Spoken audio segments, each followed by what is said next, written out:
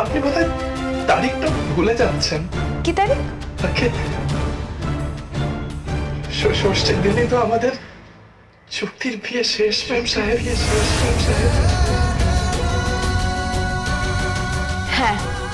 হ্যাঁ, আপনি মায়ের মনে কোনো রকম কষ্ট দেবেন ম্যাম সাহেব। আপনি ষষ্ঠীটা করতে দিন, তারপরে আমি ওইখান থেকে বিদায় নেব। হ্যাঁ ম্যাম সাহেব, বিদায় নেব আমি আপনার জীবন থেকে। তারপর আপনি নিশ্চিন্ত মানে আবার আপনার কুমারী জীবন শুরু করবেন। সিঁদুর মুছে ফেলবেন, শাখার পলা সব খুলে ফেলবেন। আর তো প্রয়োজন হবে না এগুলো। আপনি তো আর পড়বেন না এগুলো কোনোদিন, তাই না? তারপর যেদিন আপনার সঙ্গে ওই নায়কের বিয়ে হবে সেদিন আমি নিজে ব্যান্ড পার্টি নিয়ে গিয়ে একেবারে বাজাতে আপনার বিয়েতে।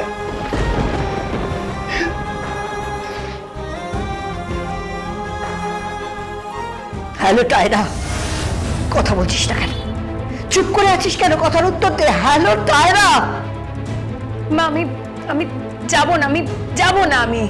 তুমি আসবে টায়রা, তোমাকে আসতেই হবে। তুমি সবসময় কথার অবাধ্য হবে না অবাধ্য তুমি। আর ওই দিনই তো তোমার সবকিছু চুকে বুকে যাচ্ছে, তাই না? তাহলে অসুবিধা কোথায় টায়রা? আসবে, জামাই ষষ্ঠী নেমে চলে যাবে, তারপর তো সব শেষ হয়ে যাচ্ছে। আর কি? মা, যে লোকটা আমার সঙ্গে সারা জীবন কাটাবে না, তাকে তুমি ষষ্ঠী দিয়ে কি করবে? জানি না টায়রা, জানি না, কিন্তু আমি তো মা। আমার মন বলছে এই লোকটাই সারা জীবন তোর সঙ্গে থাকবে, সারাটা জীবন তোর সঙ্গে থাকবে। মা, হ্যাঁ টায়রা, এই লোকটাই তোর সঙ্গে থাকবে। আমি প্রয়োজন পড়লে ষষ্ঠীর দিনে মা ষষ্ঠীর থানে যাব, আছাড়ি পাছাড়ি খাবো, দণ্ডি দেব, আর মায়ের কাছে এই প্রার্থনা করবো যেন সারাটা জীবন বছর বছর আমি এই জামাইকে যেন জামাই ষষ্ঠী দিতে পারি। আমার এই জামাইকে যেন আমি জামাই ষষ্ঠী দিতে পারি, জামাই ষষ্ঠী দিতে মা,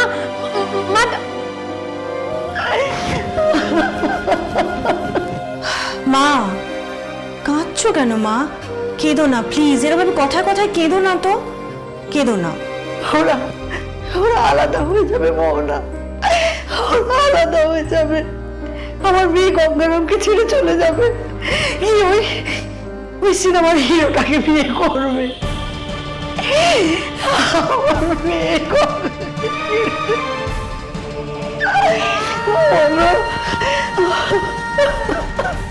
পারবে না মা, পারবে না। তুমি দেখো, আমি বলছি গঙ্গারামকে ছেড়ে টায়রা যেতে পারবে না।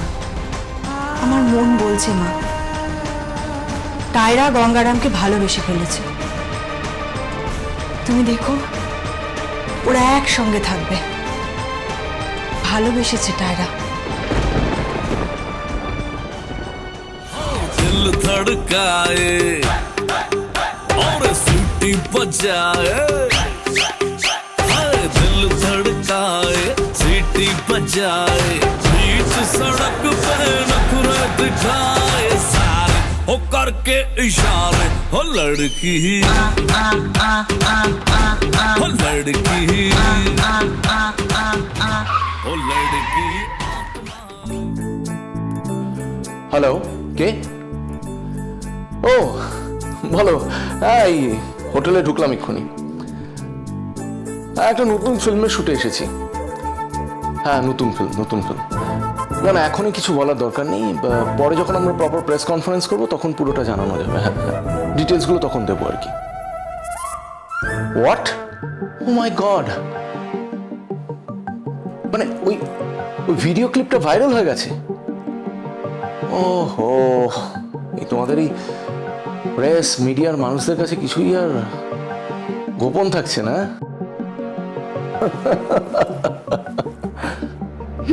কিন্তু একটা জিনিস যে গোপন রয়ে গেল। কে? আমি আপনাকে একটু পরে ফোন করছি। হ্যাঁ, ওকে, থ্যাংক ইউ। তুমি আমার ঘরে, আমার রুমে তুমি কি করছো? ও মা, আমি তোমার রুমে আসি না বুঝি? হ্যাঁ এসেছো, কিন্তু কিন্তু কি? আমার তো মনে হয় আমরা দুজন হাজবেন্ড ওয়াইফের মতন, তাই না? যদিও লেটলি তুমি কেমন একটু উইয়ার্ড বিহেভ করছো, কেমন সাধু সাধু ভাব করছো, এমন দেখাচ্ছ যে তোমার লাইফে একটাই নারী, একজনকেই তুমি ভালোবেসেছো, আর সেটা হলো টায়রা। ইয়েস, আমি টায়রাকেই ভালোবাসি। তাই নাকি? স্যামি দ্য সুপারস্টার, যার জীবনে হাজারটা তারা, কত মহিলা আসলো আর কত মহিলা গেল, আর তুমি আমাকে এই গল্প শোনাচ্ছ। হাসিও না স্যামি, ইনফ্যাক্ট লোককেও তুমি যদি এইসব কথা বলো না, তারাও হাসবে। তোমার নামে এত স্ক্যান্ডালস।